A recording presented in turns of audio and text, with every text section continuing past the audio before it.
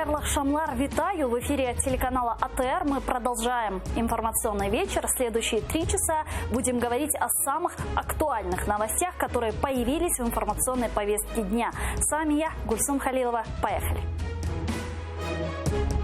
В Золоте поїхали одразу кілька міністрів. Навіщо цей урядовий десант? Екс-нардеп побився з чинним депутатом. Ляшко з кулаками пішов на Геруса. В ООН розповіли, скільки солдат і танків стягла Росія до Криму. Рахунок на десятки тисяч. Рада представить гостя нашей студии, народный депутат Украины 8-го созыва Сергей Куницын. Витаю. Добрый вечер. Нашу с вами беседу мы начнем со следующего информационного сообщения. Большая делегация министров посетили Золоте. Приехал туда и начальник Генштаба, и международные партнеры, в частности, временно поверенный по делам США в Украине. Давайте послушаем, что они говорили.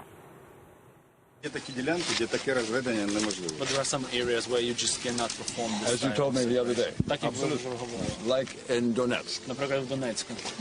Так і Мар'їнка, Широкіно. Ні, ми в Донецьку готові розводити. Донецьк, Вони we are ready виходять for із Донецька. Да, вони виходять з Донецька, і ми тоді... Ну, для начала, вот как вам видится вся эта история с прибытием делегации в Золоте? Кто и что этим хочет показать? Ну, на самом деле, я же не только депутат и премьер-министр Крыма, я глава Всеукраинской ассоциации ветеранов Афганистана, ТААТО. Да, я то, да. Да, у меня в нашей организации 70 тысяч участников боевых действий. Из них 30% это люди, которые прошли и Афганистан, и АТО. Поэтому, знаете, все, включая Зеленского, да, скажем так, в первую очередь, всем понятно, что все хотят закончить войну. И мы хотим закончить войну, да, потому что мы похоронили много друзей на Донбассе, в том числе из числа афганцев, таких как там герой Украины Олег Михнюк, полковник, капитан первого ранга Алиференко, генерал Момот, многих можно перечислять. Но вот какой ценой эта война будет закончена, вот это вопрос. Поэтому невозможно закончить войну, сдав какие-то позиции, потому что уже более 300 тысяч ребят, и не только ребят, а и взрослых украинцев воевали за Украину. И еще 1050 находится сегодня в боевых действиях. Да? Всего в Украине 500 000 участников боевых действий. Поэтому желание благое закончить войну. Вот каким образом это сделать, не сдав свои национальные интересы, вот это вопрос непростой. Вот да, давайте подробнее тогда на этом остановимся и обговорим, учитывая, что завтра могут начать разведение сил в Петровском. Об этом сказал начальник Генштаба Руслан Хамчак. Давайте его послушаем. Що 7 днів тиші вчора якраз пройшло. Сьогодні зроблені всі заяви, проходить верифікація, і з завтрашнього дня ми вже готові будемо виконувати далі ті вимоги, які є щодо розведення. Відповідно, це буде все дзеркально. В 12-й годині завтра буде заява відповідно керівників, які за це відповідають, щодо початку тих заходів. Бойцы, ветераны АТО, участники акции «Не капитуляции» говорят, что разведение войск на Донбассе – это и есть капитуляция. Правящая партия, народные депутаты и сам президент Владимир Зеленский говорит, напротив, это путь к тому миру, да, о котором вы говорили. Как вы считаете, что это? Ну, я скажу, что я приветствую, не только я, все, кто воевал и воюет, приветствуют, чтобы война закончилась. Любой нормальный человек, даже участник боевых действий, вот вопрос, какой ценой. Поэтому мне, например, понятно, чего хочет Зеленский. Зеленский хочет сделать некие шаги для того, чтобы добежать до нормандского формата и все-таки там усадить Путина с Макрон и Меркель до переговоров. Но, во-вторых, все должны понимать, кто такой Путин. Да, то есть я, будучи премьер-министром Крыма, больше 10 раз встречался с этим человеком, достаточно хорошо его знаю. И по несколько часов с ним разговаривал. Поэтому надо понимать, что это политический волкодав, с которым так просто договориться невозможно. Но вот опираясь на ваш опыт, как вы думаете, Путин будет повышать ставки? Безусловно. Безусловно. Он их уже повысил. Но, знаете, на мой взгляд, в чем проблема Зеленского на сегодняшний день? В его окружении, в администрации президента или в офисе, как его сейчас называют, в правительстве, ну, может быть, за исключением там Авакова и генерала Хамчака, которого я очень уважаю, потому что мы с ним познакомились, когда он выводил войска из Иловайска, а я был в комиссии как депутат по Иловайской трагедии, и мы с Русланом Борисовичем очень много провели, скажем, дней и ночей по поводу того, что там происходило. Так вот, проблема президента в том, что, ну, на мой взгляд, в офисе президента и в правительстве, там, за исключением, наверное, Авакова, который столько лет, да, уже руководит силовым министерством, нет людей, которые могут говорить с этими ребятами, которые воевали и воюют за Украину. Потому что я таких людей не вижу. Я был в офисе, меня приглашали, я сказал, говорю, понимаете, что те, кто воевали, это особая каста людей. Не потому, что она там выше других, но просто мы люди, которые там хоронили друзей, были под пулями, которые там ели землю под градом, да, их сложно, у них другая психология, у них другие жизненные ценности. Вот я 7 месяцев лежал в госпитале, да, и практически умирал, когда я перенес 13 операций, и меня спасли военные врачи во главе с генералом Казмирчуком в нашем военном госпитале. Так вот я рекомендую тем, кто умничает из нынешних, скажем, там, отдельных депутатов, да, вот, потому что там глава комитета госпожа Третьякова недавно там заявила, а что там, ветераны Великой Отечественной войны, их почти Галина. нет, да, Галина, да, а афганцы непонятно где были, а те, кто воевали в АТО, они чуть ли не наемники, потому что они там за деньги воевали и знали, куда они шли. Зачем льготы, да? То есть я сказал о том, что, знаете, вот Зеленский поставил задачу дойти до Нормандии, а вы ему торфяники по дороге подпалили такими выражениями и дали огнетушитель домашний, чтобы он потушил эти торфяники. Но вы понимаете, что должны быть люди в окружении президента и в Кабмине, которые способны на равных говорить с ребятами, которые воевали и защищают Украину. Для этого надо иметь моральное право говорить с этими людьми. И надо понимать, что их на фоне там, 40 миллионов может быть там 5%, но каких? Это люди, которые ни при каких обстоятельствах не сдадут Украину. И если с ними не найти общий язык, будет беда. Поэтому надо искать формулу. Понимаете, формулу. Ну вот нормандский формат может быть такой формулой? Знаете, для того, чтобы нормандский формат был такой формулой, к нему, надо очень серьезно подготовиться, А команда, по-вашему, пока еще не готова к этому? Ну, я просто, знаете, вот есть этот фактор, потому что Зеленский в определенной западне. Он, с одной стороны, ну, мы все понимаем, что проведите соцопрос, кто за то, чтобы закончилась война, подавляющее большинство людей, да, но не учитывать фактор вот этих 500 000 людей, да, которые воевали и защищали Украину. Вот я почему госпиталь вспомнил? Надо, чтобы приходили депутаты в госпиталь, посмотрели на ребят без рук, без ног, сколько их там, умирающих от ран, да, борющихся за жизнь. Я в реанимации лежал и слушал крики этих ребят, пацанов. И тогда, может быть, станет по-другому, не будет заявлений типа Третьяковой, да, о том, что они там за 5000 гривен за большие деньги воевали, да, чуть ли там, зачем им льготы, к примеру. Поэтому, если не найти формулу президенту, взаимоотношения с этой категорией людей, может быть беда.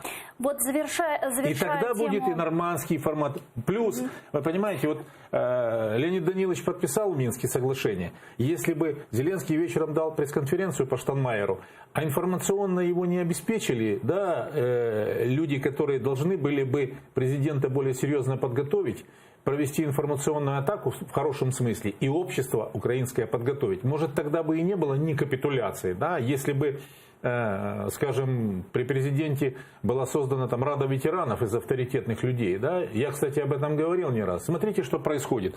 Зеленский встретился с волонтерами в августе, создал Раду волонтеров. Потом встретился с семьями погибших, создал Раду семей погибших. Завтра встретится с инвалидами войны, создаст Раду инвалидов. Послезавтра с пропавшими без вести.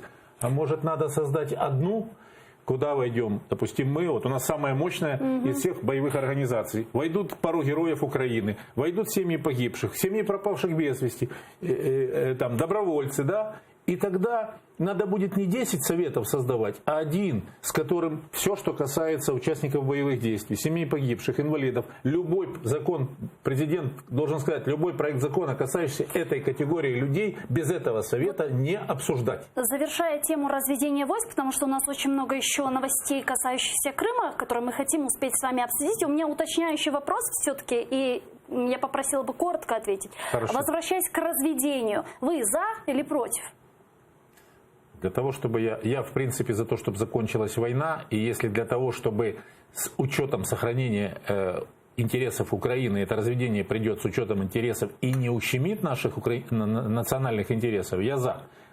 Но даже я, профессионал, до сегодняшнего дня не могу ответить на все вопросы, черпая информацию из источников открытых, каким образом это будет происходить, и не ущемит ли это интересов Украины. А что говорить о простых людях? Ваша позиция понятна. Спасибо. Переходим к следующей новости. Он вернулся. Олег Ляшко подрался с депутатом от «Слуги народа» Андреем Герусом. Давайте смотреть, как это было. Це за ті гроші тут. За ті гроші такі є. За народження. Це за народження. Ти що? Слава народу. Ти що? Я говорю, ти за ті гроші. Знаходишся. Ти за які гроші знаходишся? Я питаю, за які гроші? За свої гроші знаходишся. Не за свої. Ти запустив російську електроенергію. Ти запустив сюди російську електроенергію. Так чи ні? Що охоронець? Я питаю, ти запустив російську електроенергію? Запустив? Без охоронця страшно? Ти російську енергетику запустив сюди? Без охоронця страшно? Значить так, вертайся назад в Раду. Скасовуй свою гребану поправку. І щоб російської електроенергетики в Україну більше не приходило. Якщо ми будемо купувати, ми будемо купувати в українських виробників. Ми будемо купляти в українських виробників. Росіян ми купляти не будемо. Якщо ми будемо далі купляти в росіян, ти будеш сидіти в тюрмі. Іди нахуй сюди. Я сказав, іди із зода, ти за народні гроші ходиш по зоду. Відійди. Ну відійди. Один за Коломойского, другой за Ахметова начали шутить в соцсетях. Ну вот что это было? Это позор. Ну, позор. Ну, послушайте. Ну, Олег Ляшко известен своими фокусами. У него разные были истории. Геруса он погонял, а Шевченко, по-моему, депутат когда-то, там, Ляшко заехал в Верховной Раде. Поэтому я вам уже скажу, как премьер-министр Крыма, да, дело в том, что если природного газа в Украине хватает только собственной добычи, только для того, чтобы обеспечить население без промышленности, мы его там закупали в России или там в Европе, то электроэнергия всегда была в избытке. Украина экспортировала электроэнергию, потому что мощности атомных и тепловых станций в нашей стране хватает для того, чтобы обеспечить и промышленность, и население, еще и экспортировать ее. Я не совсем понимаю, там, я ни за одного олигарха, ни за другого, но я не совсем понимаю, для чего покупать электроэнергию у страны, с которой мы воюем.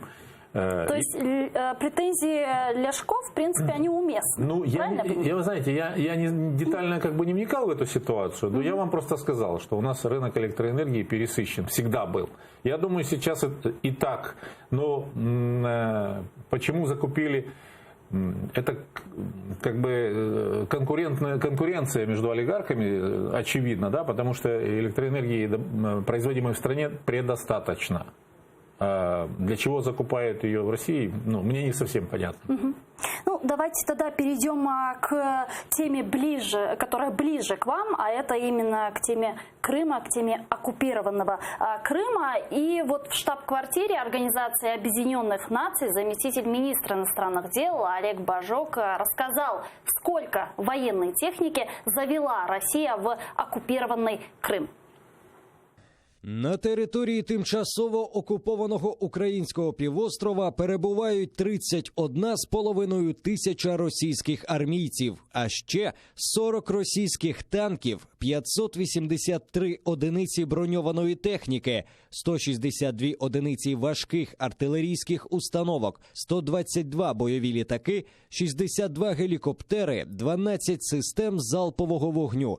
Крім того, в регіоні діють 34 російські військові кораблі та 7 підводних човнів.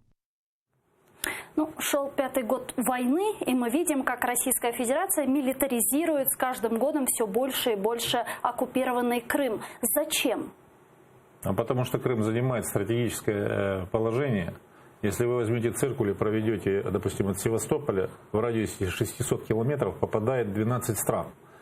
Во-первых, по большому счету России был не Крым нужен. Им, когда они захватывали, им нужен был Севастополь. Просто мы, когда беззубость проявили при захвате, то они и Крым забрали.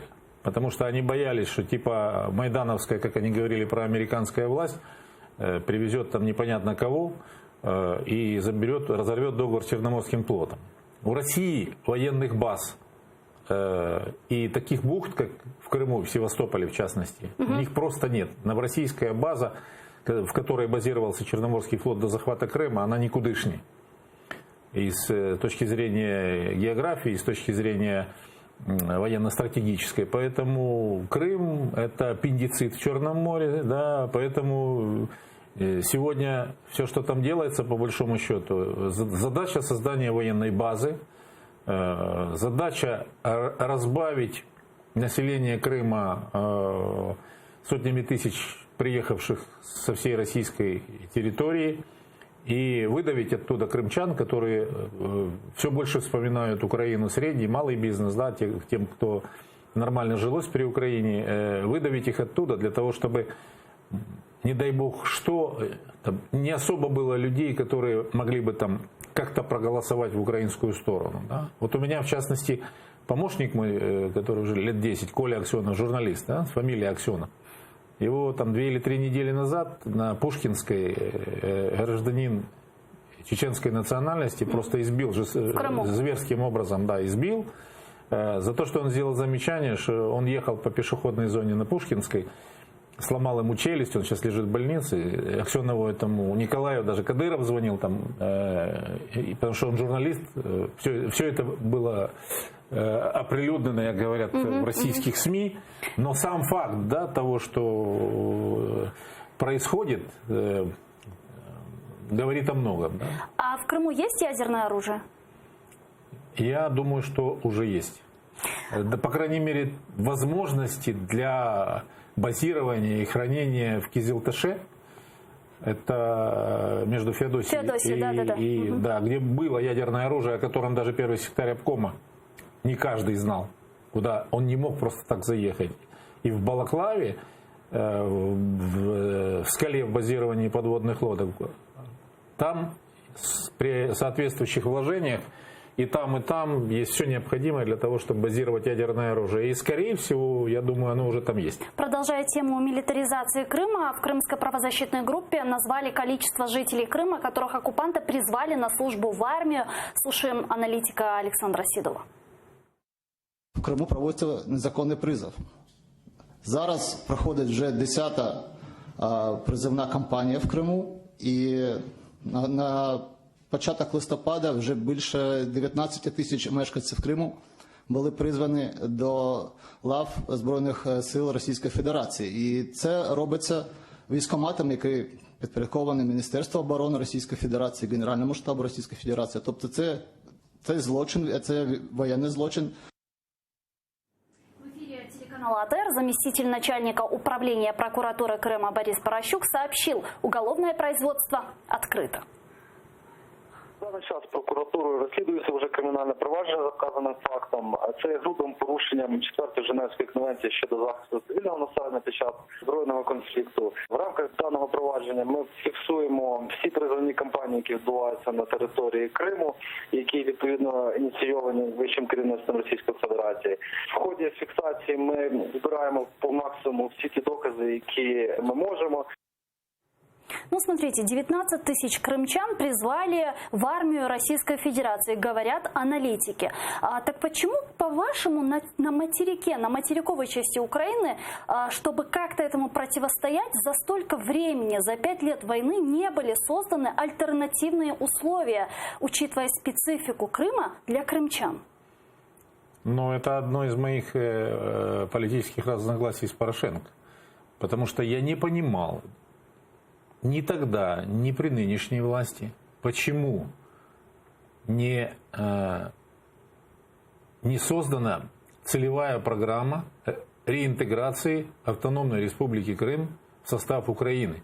У нас же на сегодняшний день нет системного подхода, что мы будем делать последовательно. Сегодня вот одно министерство МИД что-то придумает, давайте ООН скажем, да, там Меджлис их где-то подтолкнет, давайте там еще что-то сделаем. Представительство президента там барахтается в Херсоне, да, а системы. Я говорил не раз Порошенко, и сегодня... Ну вот что касается извините, уточняющий вопрос. Что касается представительства президента в Крыму, до этого представителем был Борис Бабин, его заместителем первым из Гданов, которого вы очень хорошо знаете. Да, он у меня работал. Да, он у вас работал. Сейчас Антон Кореневич, мы видим его заместителей Седову и Тамилу Ташеву. Вы довольны работой постоянного представительства президента в Крыму? Я ни тогда, ни сейчас недоволен.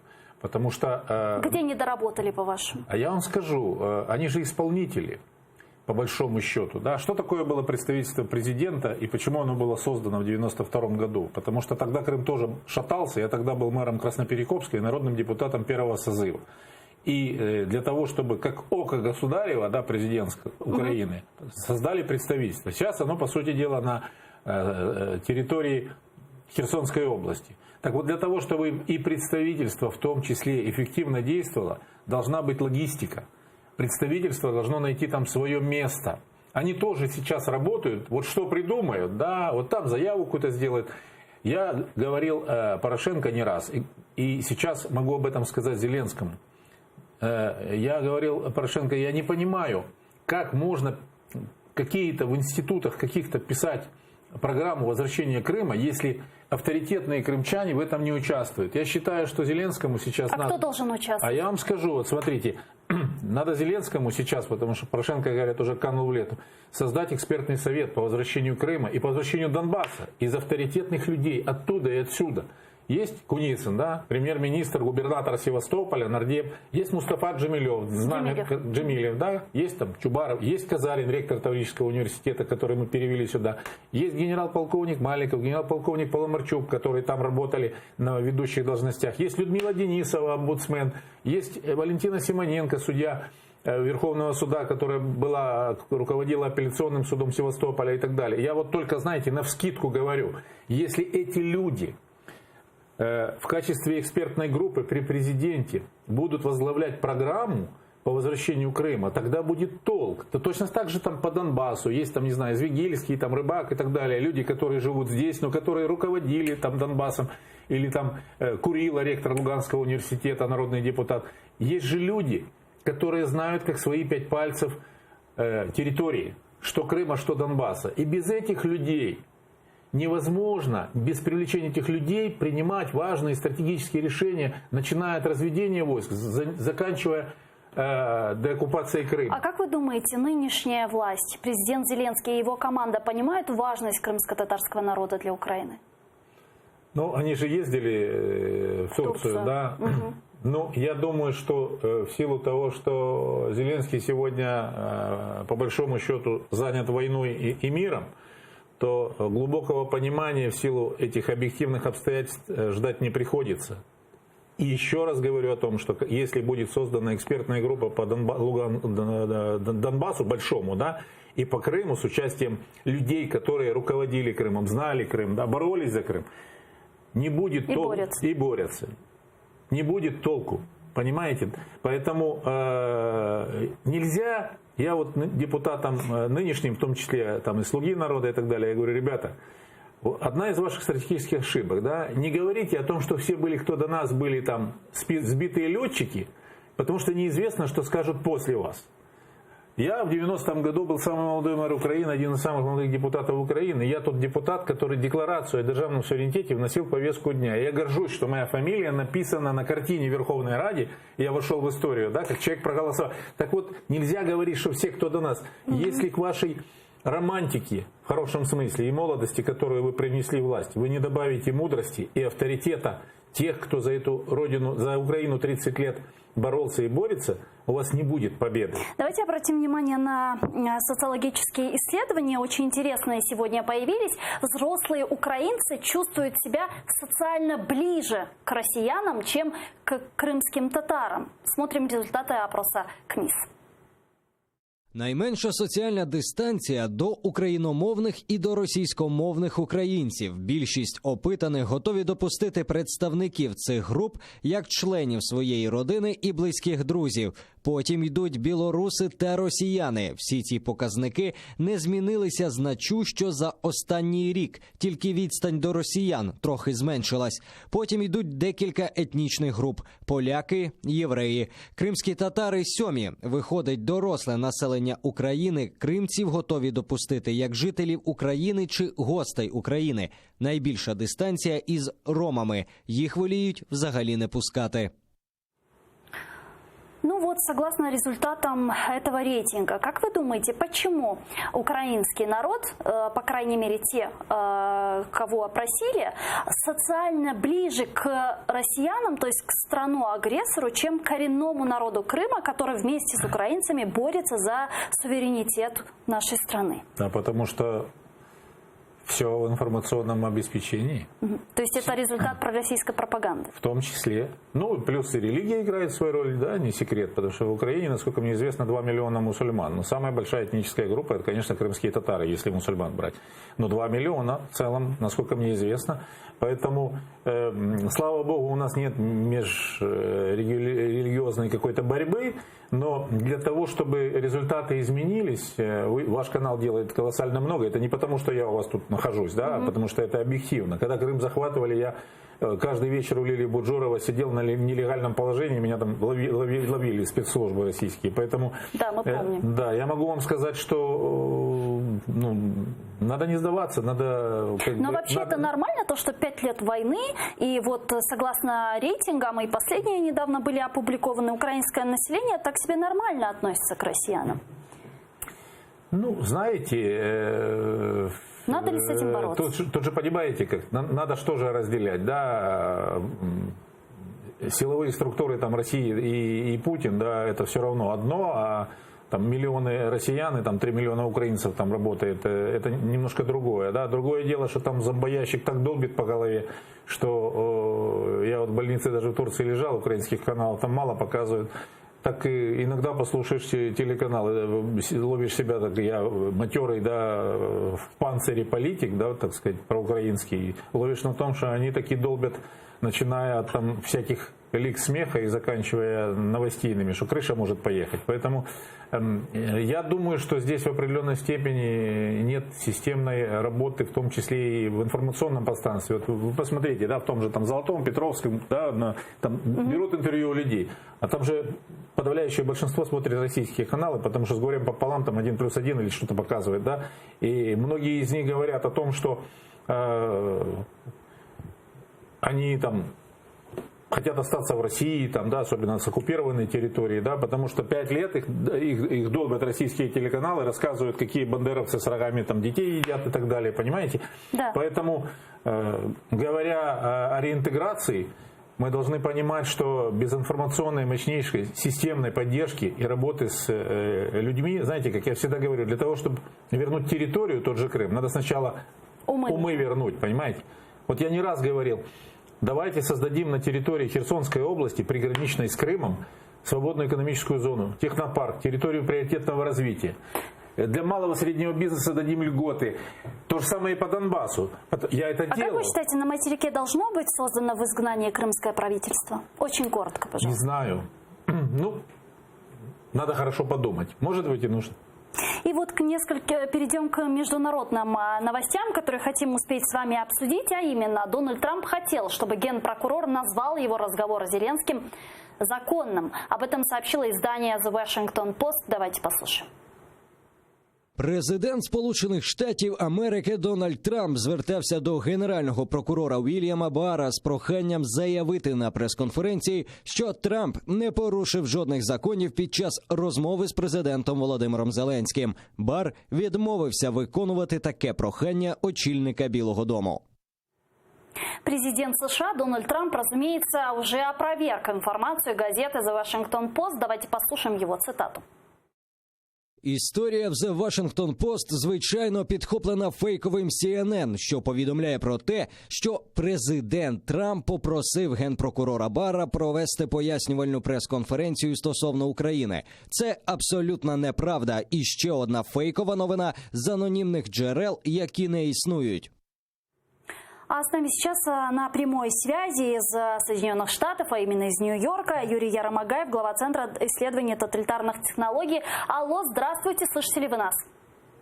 Здравствуйте. Здравствуйте. Да, у меня к вам один вопрос. Как вам видится вся эта история с вовлечением Украины в американскую избирательную кампанию? Мне эта история не нравится, но главный вопрос, который для меня есть, практически не обсуждается. А вопрос такой.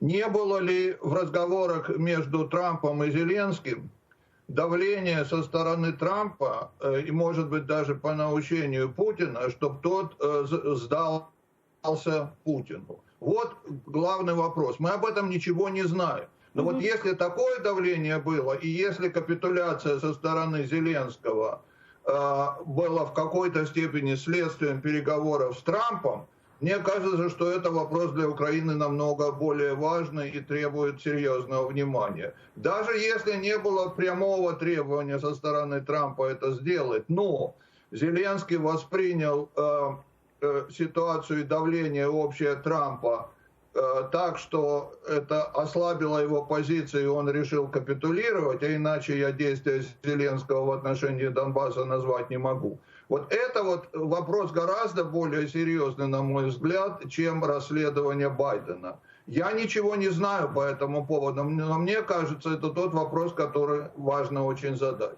А какова вероятность того, что импичмент Трампа состоится? Очень коротко, пожалуйста. Импичмент очень большая вероятность, но импичмент это не отстранение президента от власти. Импичмент это обвинительное заключение со стороны Конгресса. А отстранение от власти это решает Сенат, и это фактически суд. Вероятность отстранения от власти Трампа мала. Вероятность импичмента велика. Спасибо большое. Юрий Яромагаев, глава Центра исследования тоталитарных технологий из Нью-Йорка, был с нами на прямой связи по скайпу. Скажите, пожалуйста, Украина в этой всей ситуации, хотя или нехотя вовлечена в избирательный процесс, проигрывает или выигрывает? По большому счету, неприятно, что через демократию американскую стали достоянием разговоры. С другой стороны, есть серьезные джокеры для Украины. Да? Видите, раньше наши президенты просились, а теперь Трамп приглашает Зеленского. И я думаю, для того, чтобы замять действительно имевшие место попытки там попросить Зеленского, чтобы тут разобрались с кампанией Байденов, и военная помощь будет, я думаю, оказана, и другие вопросы. Поэтому важно, как Зеленский и его команда воспользуются этим джокером. Не можем ли мы оказаться между Молотовым и наковальней, между демократами и республиканцами в неком цугцванге? В этом и прелесть дипломатии, да? Что дипломаты, они никогда не отвечают «да» или «нет». Да? Поэтому тут очень важно, чтобы министр иностранных дел, посол, который там будет, сам президент максимум выдавили из этой ситуации. Предпосылки, на мой взгляд, для этого есть. Козыри Украины появились, как ни странно. Вот странным образом, но появились. Странно. Сергей Куницын, народный депутат Украины 8-го созыва, был гостем нашей студии. Благодарю. Буквально через 5 минут эфир телеканала АТР продолжают новости. Подписывайтесь на наш YouTube-канал. Там мы выкладываем самые интересные фрагменты из наших эфиров. Корушкенджи.